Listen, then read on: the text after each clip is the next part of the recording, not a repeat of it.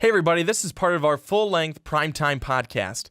You can check it out on Blog Talk Radio, iTunes, YouTube, plenty more. I hope you enjoy. Well, we got to move on into our next topic, Brandon, and we are going to be looking at the one seeds. Yet again, we're looking at the one seeds. I mean, we looked at them a few weeks ago. We kind of discussed how Gonzaga, pardon me, still learning how to do that. Gonzaga's loss would affect them, but this one coming into Champ Week, because there's only conference tournaments and because the next podcast we are going to be doing will be next Sunday, will be a full tournament preview, previewing each bracket and then giving our Final Four prediction. And really the one thing that I forgot to say earlier in the podcast that I will tell you guys now is be on the lookout for a tournament challenge. Winner will get something like a free Amazon gift card or something of that means. So free prizes for someone who wins our tournament challenge. Also, see if you're better than us, the MVP guys. Johnny from the Rick and Johnny podcast is even going to do it as well. Outstanding. And he doesn't even watch sports. But Brandon, outstanding. Let's get right into it. And he'll be the one that wins. Probably. Who are your one seeds? So who are my one seeds? Who you think are going to be the one seeds? Who am I tanking? Well, I am going to say that in the East, Villanova will stay set. Mm-hmm. I think that Villanova will have a very strong tournament, conference tournament in the Big East, that is. Really, and they only have one team that could knock them off. Yeah, their championship game against Butler. Against Butler. So Villanova, I say, is still going to stay set as a one in the East. In the South, North Carolina, a team that a week ago I was a little, they may be a team. And you told me that I convinced you that maybe they would be a team that may not be a one seed. I'm saying North Carolina in a week, I am set on them being a one seed. Well, now you also get to see, now that their bracket is set, what their road would look like. Looking at it right now. Looking at it right now, with a lot of notes. North Carolina. So you got Nova, you got UNC. To me, is set. So we've got Villanova in the East, North Carolina in the South. And remember, for North Carolina, the ceiling is the roof. Don't forget that. Ceiling is the roof. Ceiling is the roof. So if the roof and the floor is the basement. So if the roof is on fire, the ceiling's on fire. Yes, both. Which makes no sense. So, MJ, I love you, but it makes no sense. Go on, though. So then moving over to the West, Gonzaga, they're number one. Mm-hmm. They were a set number one in my mind. Mm-hmm. And then moving to the Midwest, you guys are probably going, Brandon, yes, boring. We know who the number one seeds are. You're literally just telling that to us. So moving to the Midwest, this is where we'll shake it up. Kansas will not be a one seed. They're getting knocked off in the tournament. They will not win the Big 12 tournament. They will not be a one seed. The one seed in the Midwest will be out of the Pac-12. It will be whoever wins that Pac-12 tournament. They will be the one seed in the Midwest. I agree with you on some things. I don't agree with you on other things. Gonzaga's one that I can agree on. Okay. Win or lose. Okay. Really, to me, win or lose. They could lose tonight against, I think, they're playing Pepperdine tonight. Really, it doesn't matter who they're playing tonight. They're going to win. And then let's say they lose to BYU. Let's say they lose to St. Mary's. They're still a one seed to me because this is how many losses they would have. Dose losses is still a really good team. They're still a one seed even though they didn't win their conference tournament. Villanova, I think they can do it only because, like we said, they have an easy road. And really, Butler, I think that they can beat Butler. Can Butler upset them? Of course. Butler has a chance. They're a good team. I think Villanova gets it done, especially I was listening to Jay Wright on The Herd at the end of last week. I want to say it was Friday. And he was saying right now what's interesting is they're getting some players off of injury right now coming back. Yeah, they got to kind of re-gel and get them back in. But, man, if they could start clicking with the new guys coming off of the injury, this is a team that can probably get back to championship form.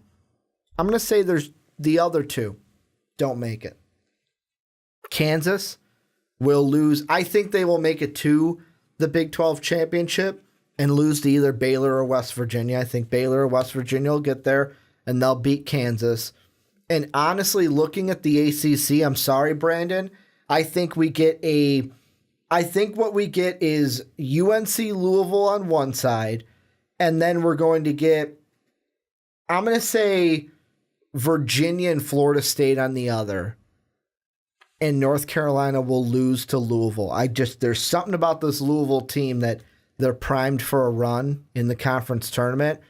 I think they get to the championship game. And because of that loss, North Carolina will not be a 1 seed. My 2 1 seeds that will then take over for them, my champion from the Pac-12, the UCLA Bruins, they will get in. I think that they'll play Arizona. They'll beat them. They will play Oregon. It will be a Lonzo Ball buzzer beater from the stratosphere, Steph Curry-like.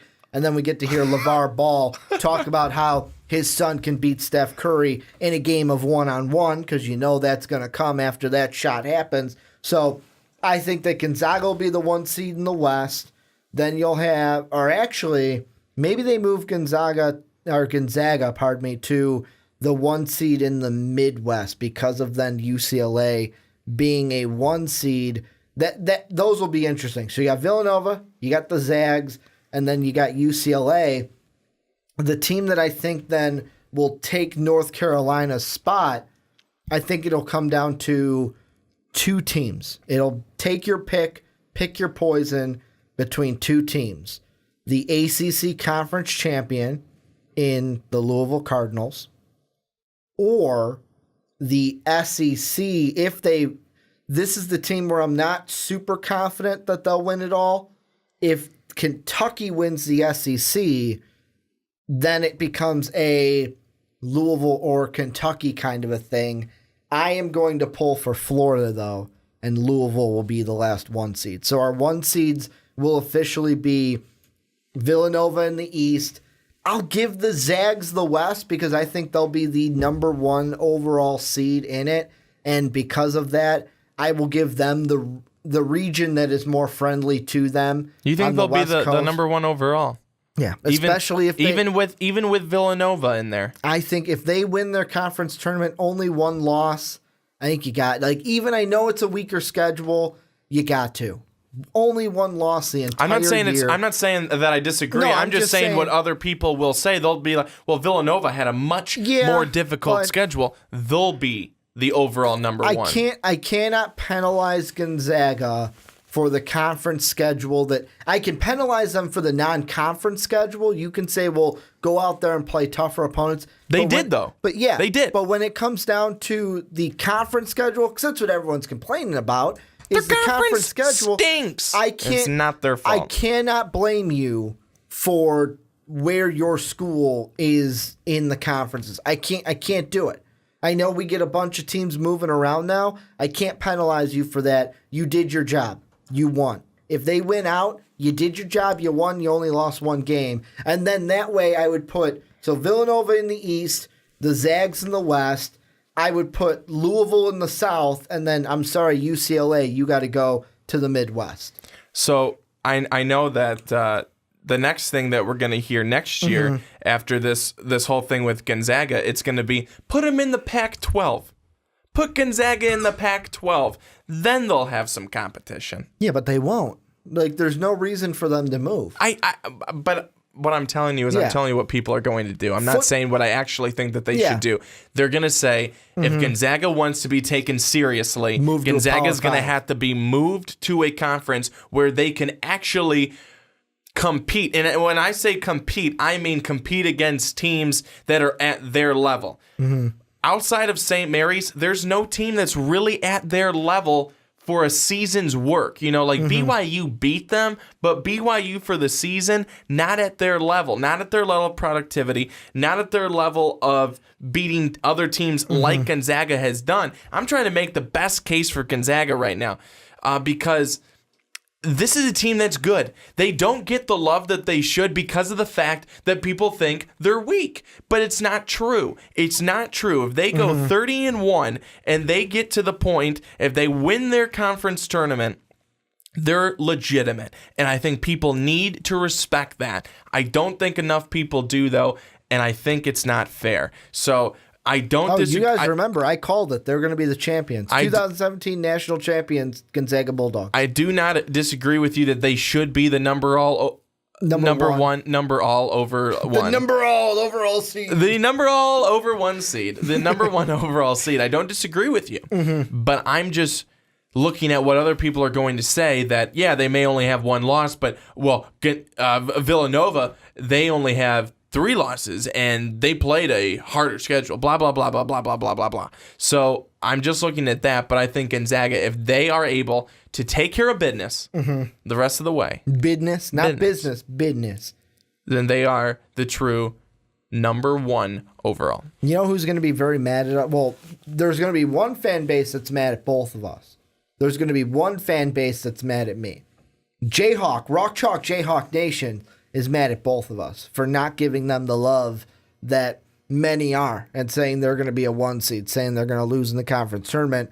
And Tar Heel Nation, they're probably going to come after me. You're wearing a little Tar Heel blue today, so you got your Tar Heel all out. Brandon, the ceiling is the roof all day, every day. Me, I wasn't giving. Those 2 teams, though, to me, out of the 1 seeds we have in Joe Lunardi right now, the reason why I had them out is they have the hardest roads to win their conference tournament compared to the Zags and compared to Villanova. Villanova could get upset by Butler. Hell, they could get upset before they get to Butler. They could. Will they? Probably not.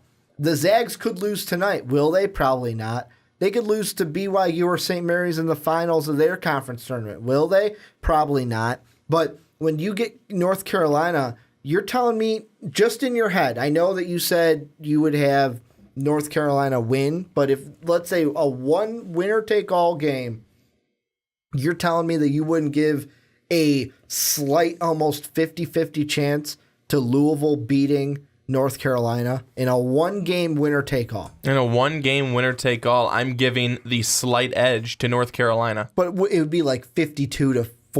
It'd or be 51. It'd be 60-40. Okay, I'll take that. That's not as close as I would put it, but I'll take that. I mean, a 10 percentage swing ain't too far. Yeah. 60-40 is not terrible, but like when you look at Villanova and some of the opponents that they'll have to play in their conference tournament, you telling me that you're going to give anyone but Butler the same kind of respect that you would give Butler Villanova?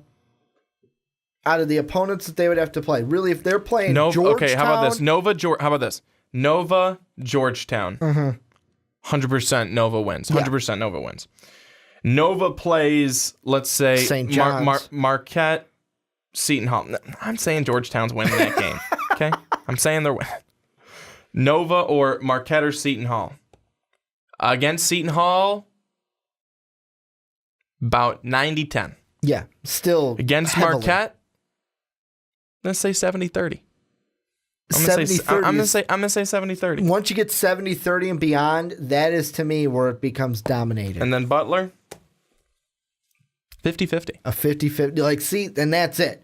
Not until you get all the way to that last game for Villanova, whereas you look at North Carolina, and I'm using them as an example because you talked about Kansas.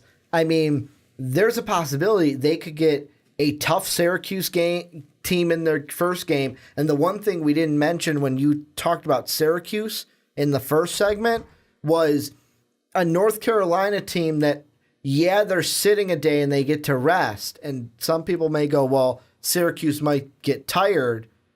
But let's flip it on the other side. Syracuse got to warm up for a game. They're warmed up coming back in. There's a chance that North Carolina could come out cold. And that's any team that is sitting for that first day that doesn't come in ready to go. Do I think the Tar Heels come in like that? No. But there could be a little bit of momentum coming in from Syracuse, especially with a win over Miami. Then let's say you get past Syracuse. There's the possibility not only could you play Louisville, but you could play Duke in that next game. And then after that, Florida State, Virginia, Notre Dame, take your pick. There are so many more teams in the ACC, and there's a reason why, and this is kind of bringing me to the entire point, is there's a reason why right now in Joe Lunardi's bracket, we have this many, 10 teams from the ACC in the NCAA tournament. They're good.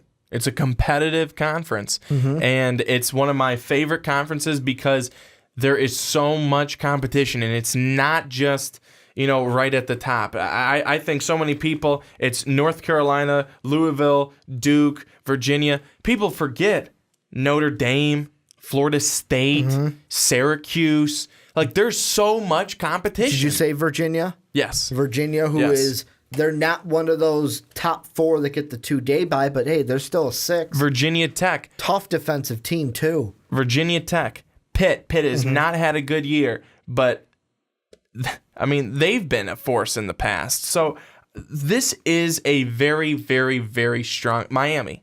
Can't leave out Miami either. They've had a decent season. The coin toss game. So this is a conference that I think is the best conference in all of college basketball. Well-coached teams, too. They are. They are. And for the most part, discipline outside of Duke. And I think that, it's a conference that other teams, I think, want to be like. And it is, I mean, just take a look at it. How many times has Duke been to the national tournament? Whether they win or and then the championship. A lot. Whether they win or lose. North Carolina. A lot. Same thing. Virginia. They've been going to the tournament. Syracuse Final Four last season. We had Syracuse and North Carolina Final Four last season. Louisville. I mean, ACC. You cannot say all that about other teams. You can't. No, it just doesn't happen. And the one thing, this is off the topic, but this is how I want to end this segment because it just popped into my mind. And you brought up the Duke with the little situation they had to do, plus you're a Tar Heel fan. What was your thoughts? This is, like I said, really off the topic. What are your thoughts with the elbow? Basketball play? Was it a basketball play from Grayson Allen? I think that's a kind of a reaction to a guy who is playing pretty good defense on you, may have already fouled you, so you're going to give him the ole. I didn't like it. No, I don't think it looks good. Going up like this is the basketball move all the way up here. And as you listen to do the show like this from now on. And as you listen to Dan Schulman and Jay Billis talk about that, they were not. I don't think they were very happy with that. I think they both were like, that's not a basketball play. And obviously it's not a basketball play because the referees took a look at it and for a while, for a couple of moments, they ended up they decided it's a technical. Well, that's not a basketball play. And Grayson Allen has an issue. It's not going to get figured out anytime soon because he has not changed. Yeah. But I think that's unfortunate because as much as I'm not a huge fan of overall Duke basketball because of certain reasons, and that's one of them, I love Coach K. I love the tight games that Duke's in. I love the aggressiveness of their players. They have some really, really good players. And I think that Grayson Allen should not. And another reason why I'm not a Duke fan is because I'm a North Carolina fan and they're rivals. But that's the biggest point. But Grayson Allen, that should not. Duke's program should not be overshadowed by him. It just shouldn't, and that's not fair to do. I just wanted to ask you about that little microcosm. But that's just what I'm saying. Is it's one microcosm, but it's something that has just continued throughout. Really, this season, the end of last season, but I did not like it. Well, and the one thing, though, because I do remember that, it was Jay Billis, I believe, was on the side of, it's just a basketball move, and Dan Schulman was the one that was like, no, that's not a basketball move. I remember it was 1v1, and I know Schulman was definitely the guy that was not for it, because I was sitting there with him going, what the fuck is this shit? It wasn't. That was not a basketball move. I'm like, what is it? That's not a basketball move. He went up. He threw a bow. He threw a bow. He went up here while going past. But like I said, just wanted to ask you. Yeah. But this is where you guys come in. I want you guys let us know. What did you think of our 1 seeds in predicting the 1 seeds for this selection Sunday? Then let us know down below, who do you guys got? Who are you predicting down below in the comment section? Hey everybody, thanks so much for watching. I hope you enjoyed a lot of emotion. If you want more, click this video right over my left shoulder. You will certainly not regret it.